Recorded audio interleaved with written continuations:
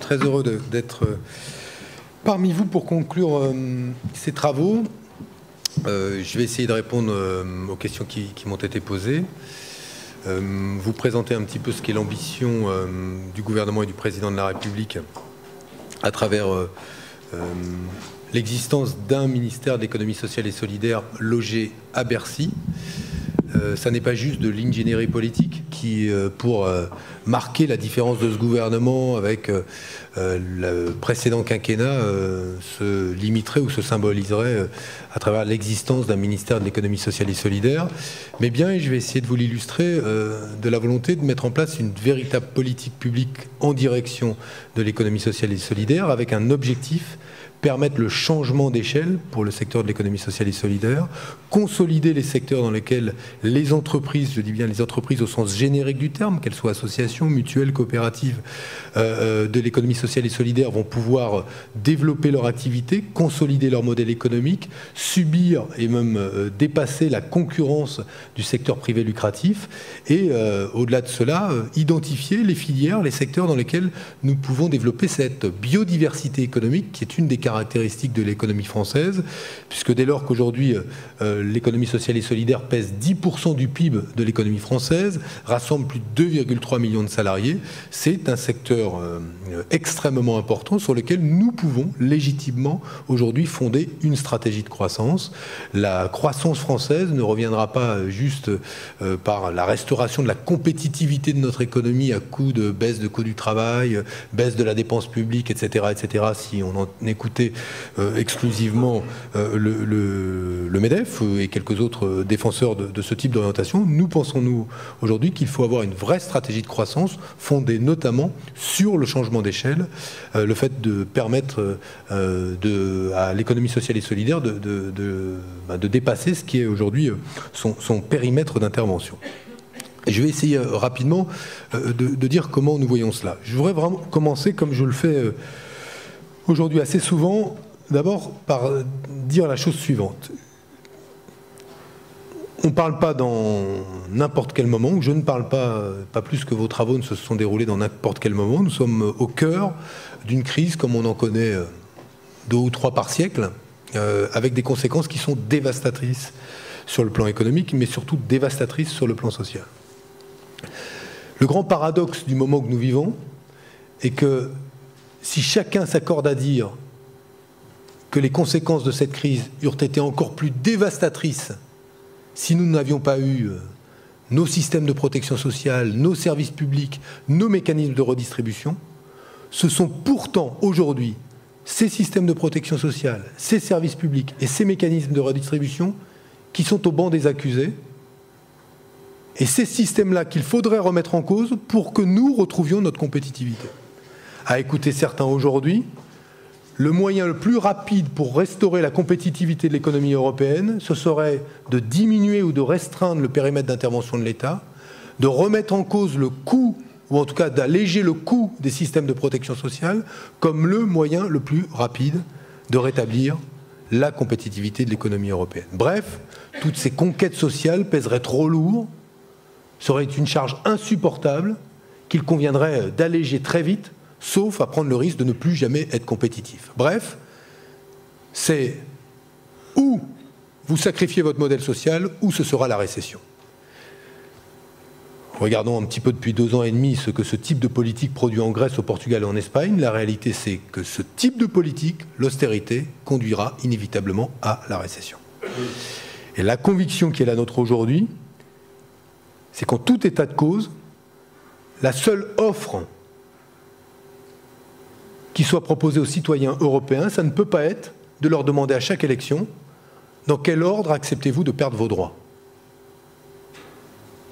Parce que si les élections se répètent les unes après les autres et qu'elles ne proposent pas autre chose que de demander aux citoyens dans quel ordre ils acceptent de faire des sacrifices, dans quel ordre ils acceptent de perdre leurs droits, inévitablement, et c'est pour ça que les choix politiques que nous faisons aujourd'hui ont des conséquences qui sont des conséquences fortes sur le plan démocratique, inévitablement, si une élection se résumait à cela, vous acceptez d'abord de dire que vous allez perdre votre retraite ou vos services publics. Vous préférez perte de la protection maladie ou un bout de votre retraite, etc., etc. Si une élection se résume à cela, inévitablement, ce sont les forces qui sont les forces les plus opposées à la démocratie qui prospéreront. Et c'est déjà le cas partout en Europe, et c'est déjà le cas dans notre pays.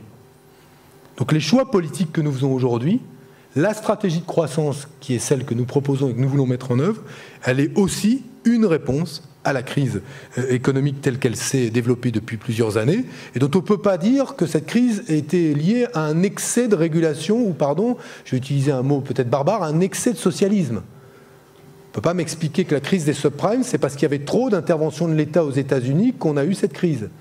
C'est en raison de l'excès de dérégulation que nous avons eu cette crise, qu'elle s'est déplacée vers la dette souveraine, et qu'aujourd'hui la spéculation sur la dette souveraine amène un certain nombre de pays à considérer qu'il faut commencer par remettre en cause et le rôle des États, et le rôle de la protection sociale, et le rôle des services publics, pour que tout le monde retombe sur ses pattes. Mais si c'est pour retrouver le même système qu'avant, avec moins de protection sociale et moins de services publics, je ne sais pas bien quelle aura été l'utilité et le rôle et de l'Union européenne et des États de l'Union européenne dans cette séquence-là. Voilà ce que je voulais dire en guise d'introduction à mon propos sur l'économie sociale et solidaire, parce que tout est lié. Les choix politiques que nous faisons sur l'ESS sont directement liés à l'analyse que nous faisons de la crise. Et je dis que notre responsabilité est encore plus forte comme démocratie, parce que nous, de surcroît, nous consultons les peuples. Et nous savons depuis des années exactement ce qu'ils nous demandent. Parce que dans des pays où il n'y a pas de démocratie, on peut toujours faire comme si on n'entendait pas le peuple, et qu'on ne savait pas ce qu'il voulait, puisqu'on ne le consulte pas. Mais nous, nous le consultons.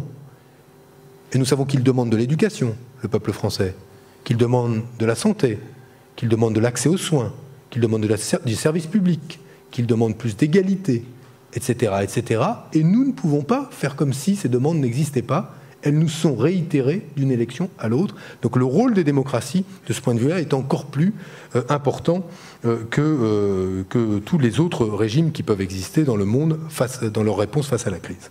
Je voulais commencer par ça, pour ensuite décliner et vous dire ce qu'est l'ambition du gouvernement en matière d'économie sociale et solidaire. Notre ambition, elle est laquelle? Nous considérons qu'il faut apporter une reconnaissance et une légitimité à un secteur qui contribue à la biodiversité économique. Et que la biodiversité, en économie comme pour la nature, c'est bon. C'est bon pourquoi?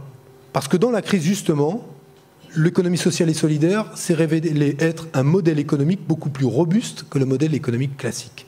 Sur les 10 dernières années, l'ESS en France a créé 23% d'emplois supplémentaires, quand l'économie classique n'en crée que 7% d'emplois supplémentaires. Pourquoi ce modèle est-il un modèle plus robuste? D'abord parce qu'il n'est pas lié aux exigences d'un propriétaire, l'actionnaire, qui exige, lui, un rendement du capital investi qui peut parfois, dans les niveaux ou dans les retours sur investissement demandés par l'actionnaire, être contraire aux exigences de développement de l'entreprise. Dès lors que nous sommes face à des structures qui sont non lucratives, eh bien, l'essentiel des excédents sont rapatriés dans l'entreprise sous forme de fonds propres. Et il y a là un modèle qui, naturellement, a été beaucoup plus robuste dans la crise. Pourquoi? Parce que les excédents, on gagne de l'argent dans l'ESS, eh bien, sont réinvestis, recapitalisés en fonds propres. Ce modèle-là a donc mieux résisté à la crise que l'économie classique. Et ça justifie à nos yeux que dans les secteurs dans lesquels il a en plus une mission fondamentale parce qu'il répond à l'intérêt général, notamment dans le champ du sanitaire et social, cela justifie à nos yeux que nous cherchions par tous les moyens à lui donner une légitimité par la loi, une reconnaissance dans la société, mais surtout les moyens de pouvoir se consolider et se développer. Le premier axe de travail de ce gouvernement, ce sera donc la reconnaissance et la légitimation, pardon, le mot n'est pas très joli, mais j'ai que celui-là, puis le français m'en offre pas beaucoup d'autres en l'occurrence, pour la légitimation de l'économie sociale et solidaire. Nous allons donc avoir un travail, j'ai un travail d'ailleurs, en plusieurs directions. Le premier, ce sera que dans la loi cadre qui va être soumise au Parlement au printemps prochain, en 2013, figure ce que sera la reconnaissance légale de l'économie sociale et solidaire. À partir d'un certain nombre de critères que l'on connaît et que vous connaissez tous, l'absence de lucrativité, ou la lucrativité limitée, Et d'ailleurs, au passage, moi je regrette qu'aujourd'hui, dans le secteur sanitaire et social et dans le domaine de la santé, on puisse envisager une lucrativité illimitée, quand on voit aujourd'hui, notamment en termes de prise en charge des personnes âgées, ce qu'est la politique des établissements qui, eux, sont des établissements du privé lucratif, qui ne prennent en charge que 4% des personnes âgées bénéficiaires de l'aide sociale, quand le secteur privé non lucratif, lui, prend en charge beaucoup de personnes âgées qui sont bénéficiaires de l'aide sociale sans faire de tri en fonction du revenu des uns et des autres. Et on voit donc bien que si on laisse ces secteurs-là de prise en charge des personnes âgées structurés et organisés par le secteur privé lucratif qui a des arguments pour être très concurrentiel, eh bien ce sera à chacun selon ses moyens et pas à chacun selon ses besoins. Là où nous pensons que, notamment dans la prise en charge des personnes âgées, on doit d'abord tenir compte des besoins avant de tenir compte des moyens. Alors, évidemment, les moyens, ils ne sont pas nuls. Il faut souhaiter que tout le monde puisse avoir de quoi pouvoir vivre correctement et dignement. Mais nous savons aujourd'hui, surtout quand on vit une crise comme celle-là, surtout avec le vieillissement de la population, surtout avec l'exposition des personnes âgées vulnérables à la pauvreté, qu'il y a aujourd'hui à tenir compte de cette réalité sociale pour développer, consolider et le secteur public et le secteur privé non lucratif face aux appétits du secteur privé lucratif. Mais je reviens à ce que à la loi pour dire qu'elle reconnaîtra donc l'économie sociale et solidaire, la gouvernance démocratique, les échelles de rémunération, l'absence de lucrativité, la contribution à l'intérêt général ou l'utilité sociale du secteur de l'économie sociale et solidaire, et enfin l'ancrage territorial. Et il ne m'appartient pas d'ailleurs, je le dis tout de suite, de trancher entre les anciens et les modernes, les anciens étant le secteur associatif, les mutuelles, les coopératives, et les modernes, j'y mets des guillemets aux anciens et aux modernes, hein, je tranche absolument pas le débat, étant l'entrepreneuriat social et toutes celles et ceux qui aujourd'hui se sont lancés dans ce mouvement-là que je trouve à titre personnel très bénéfique au secteur de l'économie sociale et solidaire. Toutes ces structures, ou par statut ou par finalité, contribuent aujourd'hui à articuler activité économique, voire performance économique dans le secteur concurrentiel, et progrès social et intérêt général. Et à ce titre, j'ai une vision, moi, inclusive du périmètre de l'économie sociale et solidaire. Mais la loi ne se contentera pas de reconnaître l'économie sociale et solidaire et de lui donner une existence légale. Elle créera un label de l'entreprise sociale et solidaire. Qu'est-ce que le label de l'entreprise sociale et solidaire et pourquoi allons-nous le faire? C'est directement lié au fait que demain, la Banque publique d'investissement va consacrer 500 millions d'euros au financement de l'économie sociale et solidaire pour répondre aux besoins spécifiques des structures de l'économie sociale et solidaire. Pour que la Banque publique d'investissement puisse financer l'ESS, encore faut-il qu'elle reconnaisse et dispose d'un instrument pour reconnaître une entreprise de l'ESS. Et là encore, entendez le mot entreprise au sens générique du terme. S'il peut s'agir d'une association, d'une coopérative, d'une mutuelle, d'une entreprise d'insertion, je l'entends au sens large du mot entreprise. L'objectif est de permettre que demain, le financeur, que sera la Banque publique d'investissement, dès lors qu'il veut financer l'innovation sociale, dès lors qu'il veut répondre aux besoins de haut de bilan ou aux besoins de bas de bilan des structures de l'ESS, puisse reconnaître l'entreprise sociale et solidaire. Et donc il faut la labelliser, et nous allons, en lien avec le Conseil supérieur de l'économie sociale et solidaire, en lien avec les acteurs de l'ESS, eh bien, labelliser l'entreprise sociale et solidaire.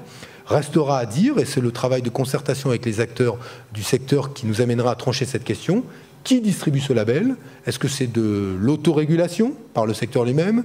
Est-ce que c'est de la certification par un organisme tiers, comme on peut en voir par exemple dans le domaine du commerce équitable où Max Havelaar donnait les certifications en quelque sorte? Ou est-ce que c'est l'État, en lien avec les acteurs du secteur, qui, à un échelon à déterminer, donnerait et distribuerait ce label? Mais ce label, il est aussi important. Pourquoi? Parce qu'il ouvrira à des contreparties. Contreparties fiscales. Quel est le régime fiscal qui peut être associé au mouvement associatif, au mouvement coopératif? On vient par exemple dans la loi de finances rectificative d'exclure le champ coopératif de l'augmentation du forfait social parce qu'il pesait lourdement sur le secteur coopératif. Mais l'objectif de ce label est qu'il permette d'ouvrir à des contreparties. Donc contrepartie fiscale, mais aussi contrepartie en termes d'accès à la commande publique. Le président de la République a souhaité que la politique d'achat public, que la commande publique, que les marchés publics soient mieux orientés vers les acteurs de l'économie sociale et solidaire, selon qu'ils s'impliquent en termes d'insertion de travailleurs éloignés de l'emploi, selon qu'ils s'impliquent en termes de place des travailleurs handicapés dans les processus de production, etc., etc.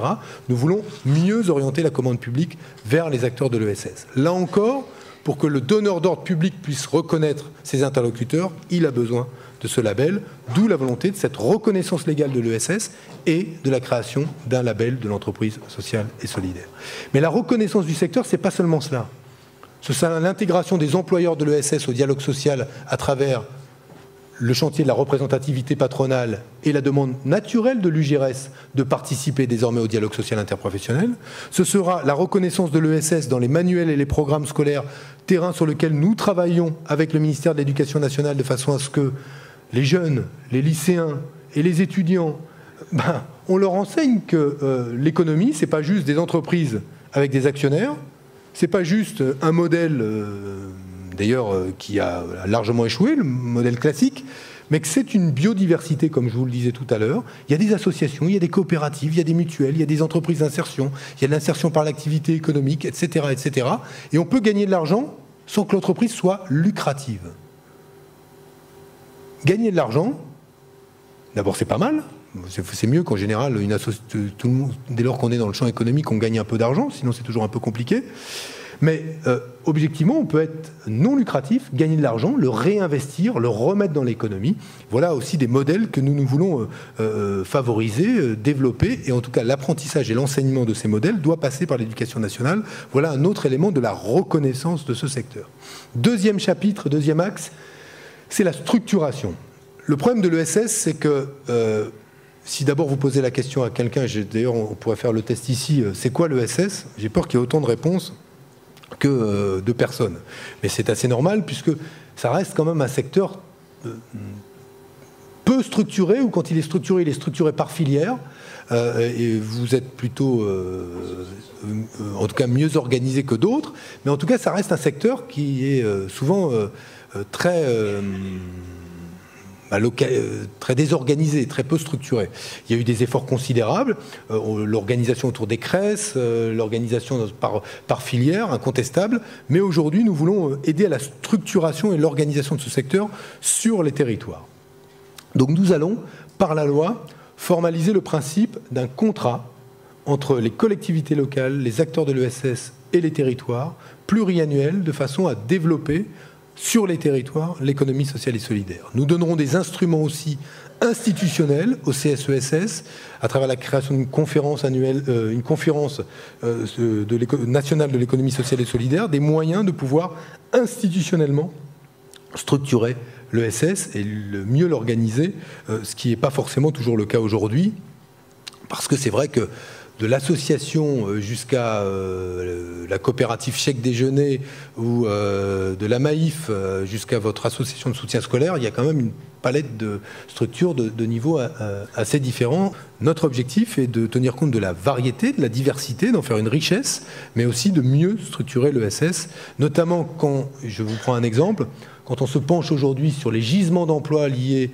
à l'économie verte ou l'économie du réemploi, du recyclage, l'économie circulaire, il est important aujourd'hui d'avoir une stratégie de filière et de structuration de ce secteur-là. Je prends cet exemple régulièrement, mais quand on sait aujourd'hui que le premier concurrent d'Emmaüs en matière de recyclage des vêtements, c'est Veolia, on voit bien l'intérêt qu'il y a aujourd'hui, si on veut que des structures comme Emmaüs demeurent des acteurs importants du recyclage au raison de leur contribution à l'intérêt général et de l'utilité sociale qu'elles ont. Si on veut que ces acteurs-là restent centraux, il faut pouvoir avoir un partenaire public qui aide à la consolidation, à la structuration du secteur. C'est ce que nous voulons faire, notamment par la loi. Et dernier chapitre, parce que j'ai peur d'être trop long, c'est le développement, qui n'est pas le plus simple, mais que nous allons mettre en œuvre de la manière suivante, là encore par des instruments prévus par la loi, mais aussi par des instruments hors cadre législatif. Évidemment, il y a eu le programme Emploi d'avenir qui reste encore en discussion aujourd'hui au Sénat et sur des points qui ne sont pas encore, qui seront réglés en CMP, comme on dit, une commission mixte paritaire entre les députés et les sénateurs, notamment sur la cible. Est-ce que ça ne concerne que des jeunes non qualifiés ou est-ce que l'on ouvre à des jeunes qui, au-delà du bac, jusqu'à bac plus 2, notamment parce que les demandes du secteur associatif sont aussi de pouvoir embaucher des jeunes suffisamment qualifiés par rapport à la nature des tâches et des missions qui leur sont demandées.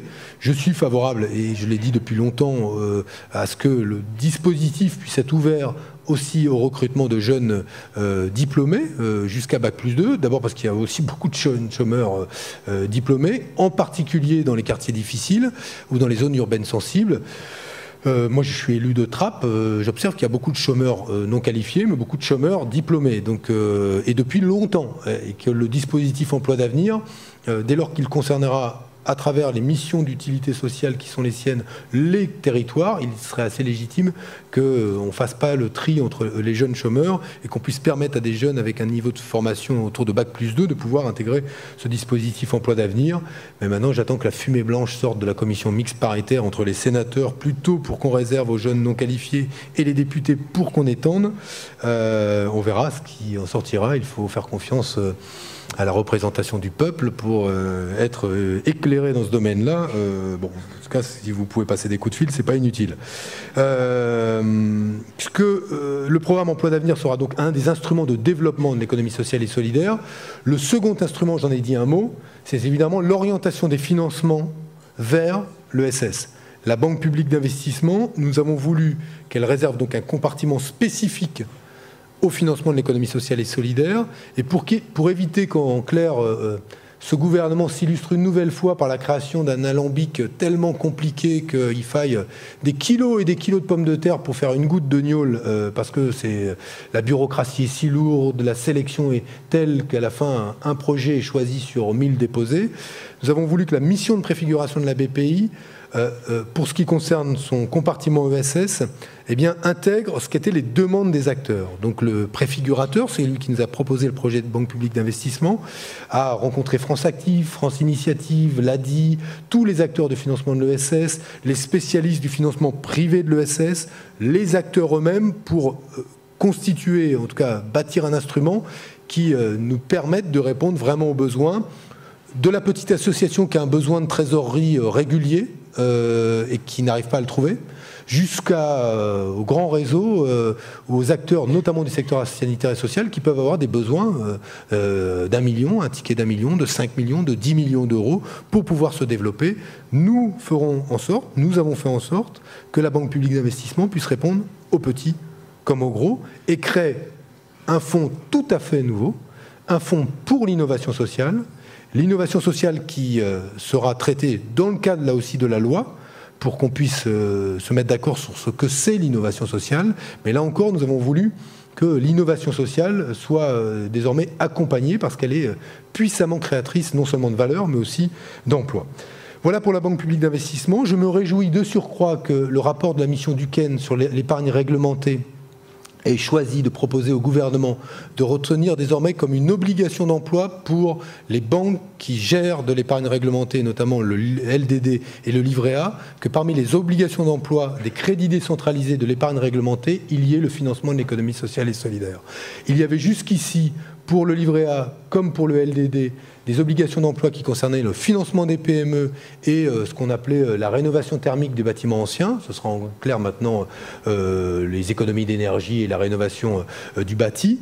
Mais il y aura désormais dans ces obligations d'emploi des crédits décentralisés de l'épargne réglementée pour les banques privées, le financement de l'économie sociale et solidaire. Donc une orientation de l'épargne privée vers l'ESS et une orientation de la Banque publique d'investissement vers l'ESS. Avec cela, nous avons normalement l'opportunité de permettre ce changement d'échelle, de consolider nos modèles quand ils sont exposés à une concurrence qui est une concurrence parfois féroce du secteur privé, de consolider nos modèles, mais surtout de se développer. Et je vais même aller jusqu'à dire d'avoir un environnement concurrentiel qui soit un environnement loyal. Car la réalité, c'est qu'au regard des instruments qui existaient jusqu'ici de financement de l'économie réelle, le secteur privé classique était largement favorisé par rapport au secteur de l'ESS. Et il y avait de facto, quand on pense qu'un certain nombre d'associations n'étaient pas éligibles à des financements OSEO en raison de leur structure capitalistique, une forme de concurrence déloyale à observer que le tri se faisait en fonction de la structure de l'entreprise et non pas en fonction de son projet. Eh bien, nous avons voulu lever cette injustice-là en faisant en sorte que demain, la Banque publique d'investissement ne choisisse pas qui elle finance en fonction de la structure, mais en fonction du projet réel, de sa viabilité et de son opportunité de créer des emplois. Voilà ce que je voulais vous dire. Je vois qu'on me fait déjà ça. Mais en termes de politique pour l'économie sociale et solidaire, une loi cadre, la Banque publique d'investissement, les emplois d'avenir, un travail de reconnaissance du secteur à travers l'éducation nationale, un travail sur la statistique publique pour qu'on dispose enfin des séries nécessaires pour mesurer le poids réel de l'économie sociale et solidaire, notamment dans des secteurs comme les vôtres, la santé, le sanitaire, social, etc., qui sont importants. Je veux juste terminer par une chose. Ministre de l'économie sociale et solidaire, ce n'est pas ministre de la cohésion sociale, de la santé, du handicap, etc. etc. C'est un ministre économique. C'est un ministère économique. Et nous considérons, nous, que l'ESS doit d'abord être approché, appréhendé comme une matière économique, qui a cet immense avantage, c'est dans la pratique de concilier l'activité économique et l'utilité sociale. Mais à ne la considérer qu'à travers sa valeur ajoutée en termes social et en termes d'intérêt général, on finirait par se rallier à une approche restrictive de l'ESS qui consiste, pour certains, à la caractériser comme l'économie des pauvres, pour les pauvres, par les pauvres. En gros, des gens cabossés qui réparent des trucs cabossés qui vendent à d'autres gens cabossés.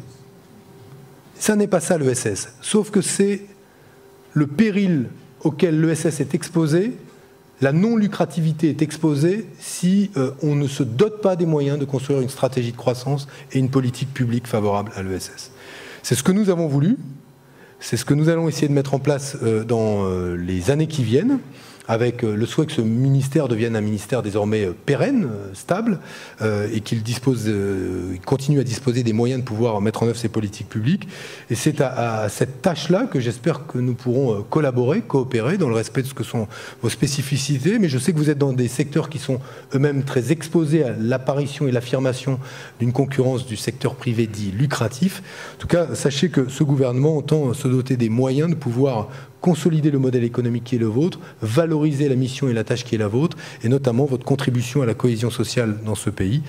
C'est pour ça que je suis très heureux d'avoir conclu vos travaux et que je vous remercie. À bientôt.